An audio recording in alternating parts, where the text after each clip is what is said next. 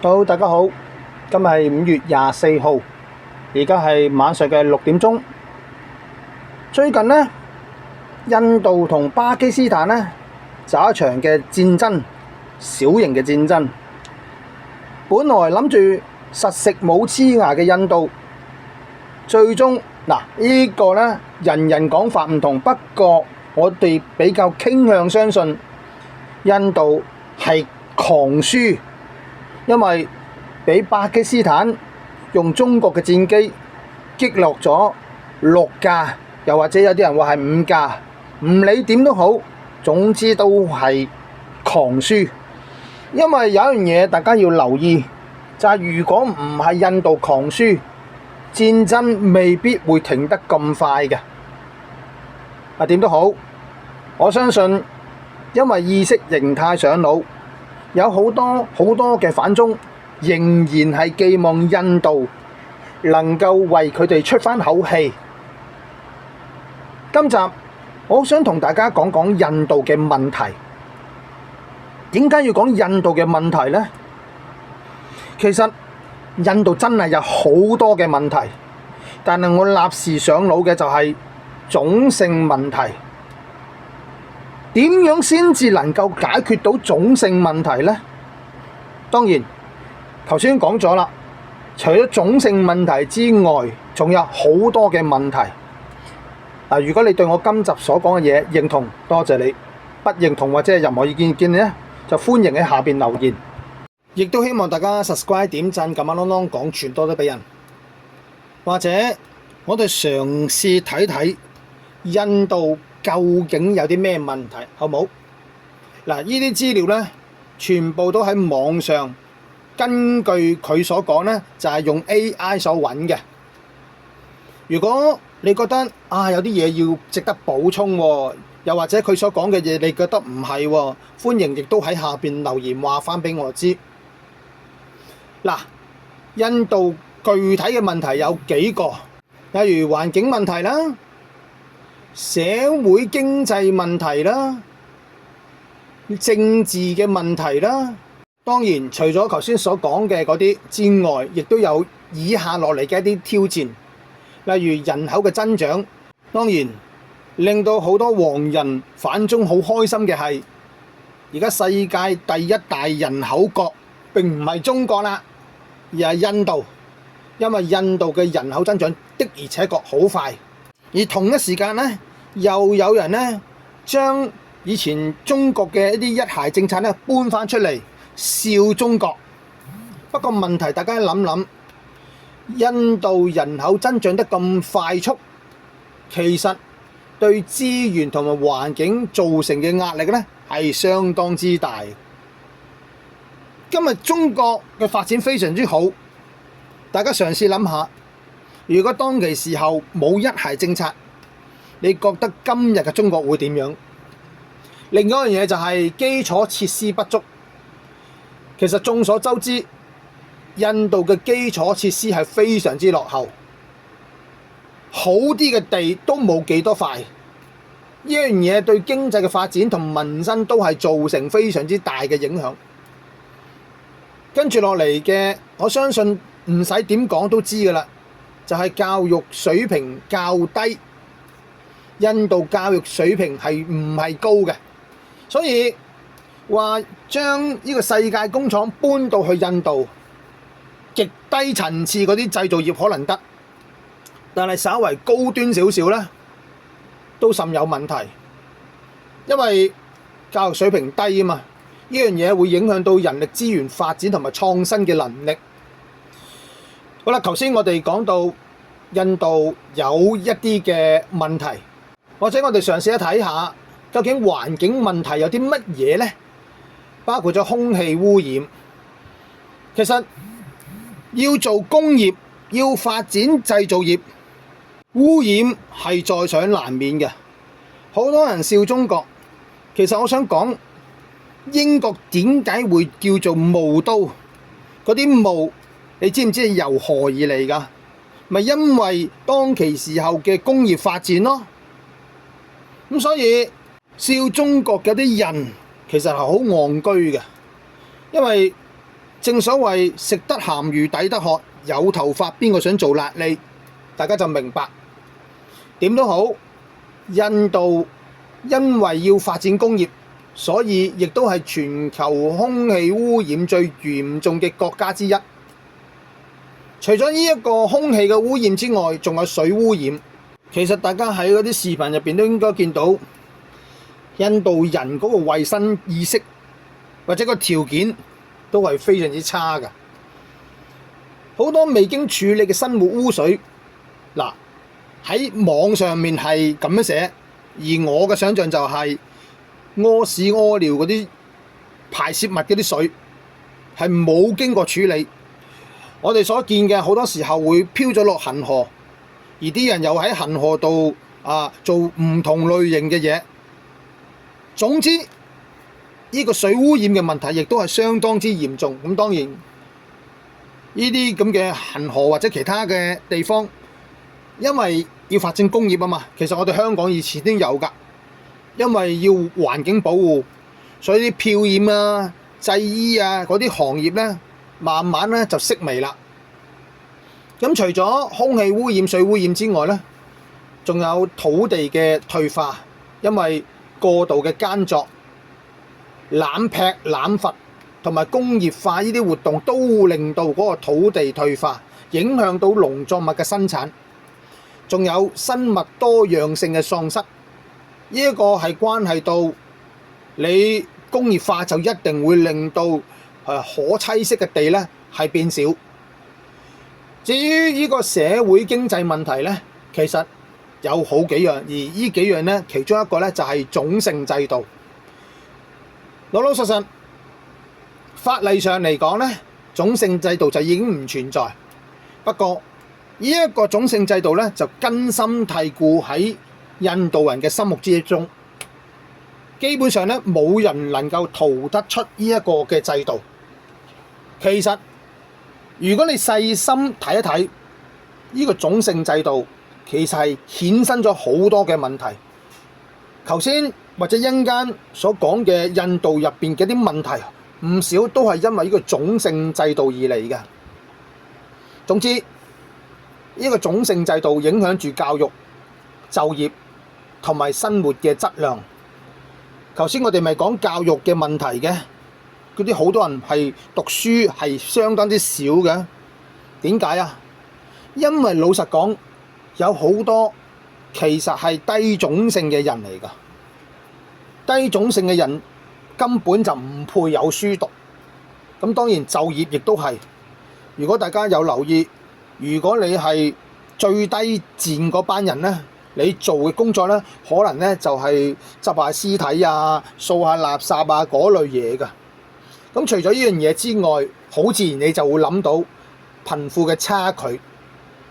當然印度一樣會有相當之有錢嘅人家族。嗱，之前嗰個英國首相咪印度裔嘅人咯，佢同佢老婆都好有錢，但係好有錢嘅人喺個國家入邊咧，通常都係佔好少比例嘅啫。印度係出現咗一個嚴重嘅貧富差距，同美國一樣，大多數嘅財富都掌握喺少數人嘅手上。咁即係話，極大多數嘅人都係好貧困。可能有啲人話中國咪咁咯，老老實實。如果真係咁嘅情況，咁嗰個內需市場根本就發展唔到嘅。不過呢一度就唔講呢批嘢字，我只係想講印度嗰個嘅社會經濟問題，仲包括咗呢一個嘅貧困問題。嗱，有貧富差距就自然有貧困問題。都要政治嘅問題，政治嘅問題好簡單，政治嘅穩定性。其實我多次講過，如果你係民主制度，政治嘅穩定一定係有好大嘅挑戰。而喺印度就更加大問題，因為大家都記得我頭先講過嗰個嘅貧富差距，嗰個貧窮問題，呢一啲都會令到嗰個腐敗問題係加速㗎。另一方面，其實我之前講過，中國點解有今日嘅成就，嗱，當然啦，喺我呢個台咧就冇去講㗎，因為我其實唔係好得閒，所以咧好多節目咧我都係落咗去 David 嗰個台度，因為佢哋人氣高啲啊嘛，係咪？我呢啲咁嘅台根本冇人睇，咁就梗係唔好嘥咁多時間啦，係咪？咁但係喺 David 度都唔係好多㗎咋，因為我自己都唔係好得閒。總之我曾經講過，中國有今日咁嘅地位啊，咁嘅情況啊，咁嘅狀況。秦始皇係其中之一個功不可沒嘅人。秦始皇有啲咩咁特別啊？其中一個就係統一乜嘢啊？第一樣嘢有提到嘅就係統一文字。咁當然有啲人咧就唔認同。我曾經講過，如果印度都能夠做相同嘅嘢咧，印度今日嘅狀況係唔會好似而家咁嘅。點解有地方衝突、有政治分歧啊？因為根本就唔似一個國家。其實呢樣嘢已經好多人講過㗎啦。咁啊，腐敗問題頭先就講咗啦。腐敗問題就會令到嗰個經濟嘅發展同埋民生咧都有影響㗎。好啦，講到呢度，我哋就會開始問一個問題：如果你係 in charge 呢個印度，亦即係話，如果你係最高領導者，唔好話你係莫迪先啦。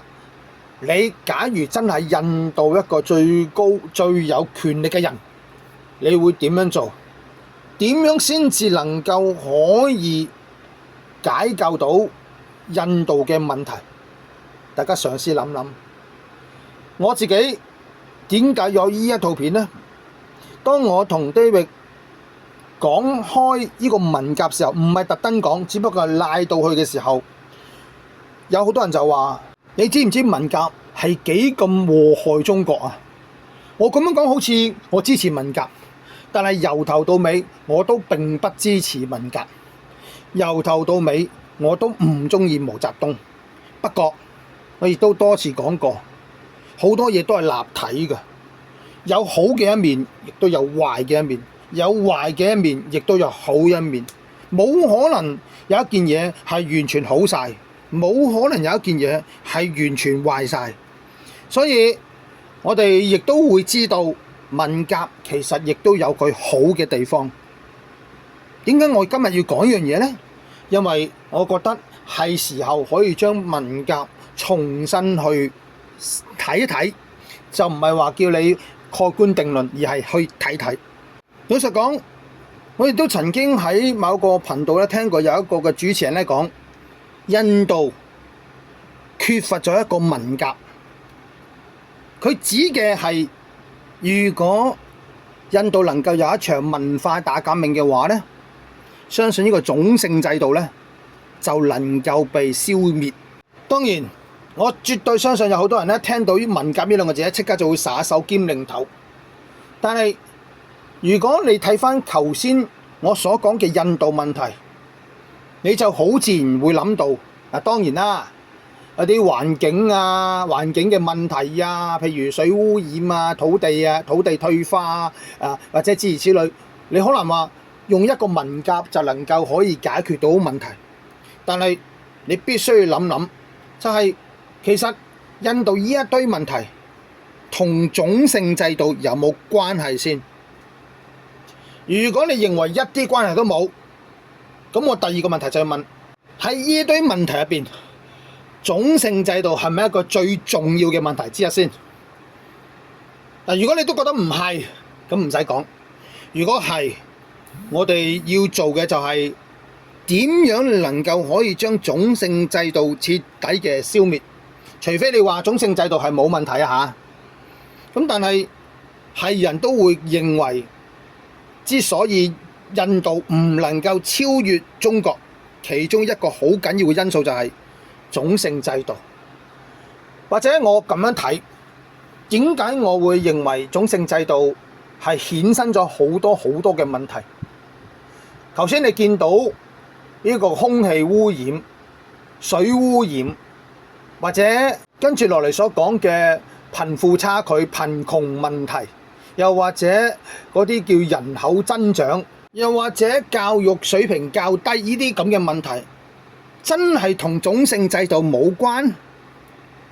咁當然啦，要去論證佢哋之間嘅關係，我就唔打算喺度多費唇舌，因為呢，其實真係要好嘥時間。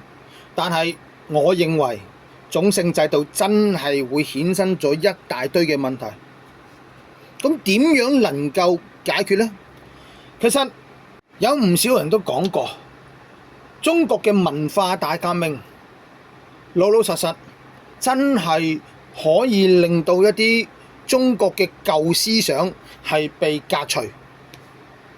最近我喺抖音睇到好多相類似嘅片，當嗰阿爸對嗰阿媽係好差勁嘅時候，佢個仔女竟然會挺身而出，甚至係打老豆。當然呢啲咁嘅片十居八九都係為博流量而拍出嚟。不過重點係，如果唔係文化大革命呢壇嘢，呢啲咁嘅題材今日會唔會出現？唔好忘記，我對中國係深受儒家思想所影響嘅。而文化大革命就真係出現呢個仔要鬥老豆、鬥父母啊，總之類似嘅嘢。我唔係話咁樣係一件好事，我只係想俾大家一個嘅證明，就係如果印度真係出現咗一個文化大革命，呢啲種姓制度好可能就會煙消雲散。而由於種姓制度嘅煙消雲散之下，頭先所講嘅嗰堆問題，亦都有機會係被瓦解。當然唔能夠話全部，但係我個人覺得能夠去除種姓制度，對於解決印度自身嘅問題，或者好多唔同嘅問題，都係有幫助嘅。咁當然啦，頭先講咗啦，淨係純粹靠一個文革係唔 work 嘅。另一樣嘢係我經常都講，印度係一個非常之大嘅國家，超過14億。如果喺呢啲咁嘅地方，仲要唔係大一統之下，如果用西方嘅民主，其實係會非常之難搞嘅。呢一點我多次講過，所以我對於民主政制呢啲嘢完全係唔 buy 嘅，因為我明白政令如果唔能夠有效咁樣推行，其實係不能夠管治嘅。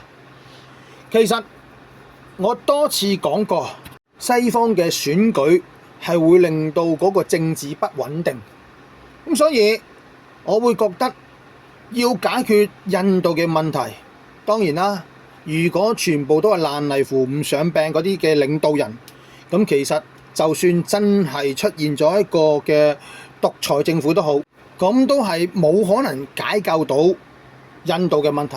所以多次講過啦，毛澤東呢一種人對於一啲瀕臨崩潰嘅國家係相當之重要嘅。不過點都好，重點係嗰個政制，起碼現時呢刻係唔應該用民主政制，因為你一用民主政制，其實下一次穆迪仲喺唔喺度呢？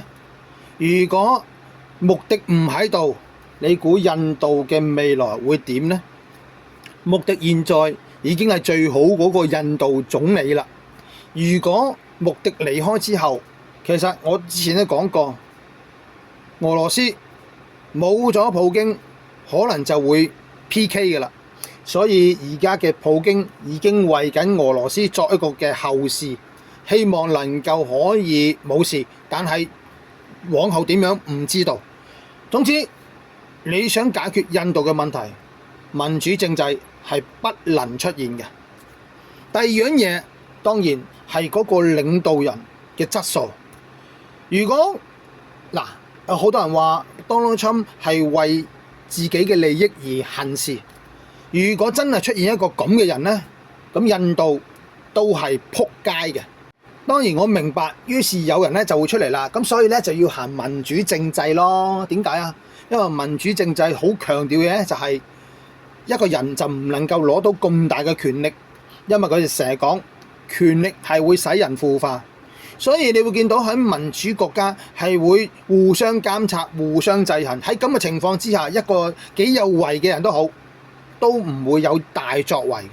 其實佢哋本嚟就諗住唔使有咁大嘅作為，但係問題係你哋已經上咗岸啦嘛，你哋上咗岸梗係唔想有咁大嘅作為啦。但係對於一啲仲喺個水度掙扎緊嘅國家，就絕對唔能夠行民主政制呢一套。好啦，頭先講咗啦，如果你想能夠解決到呢啲問題，第一件事嗰個制度一定要平穩，要有長遠嘅計劃。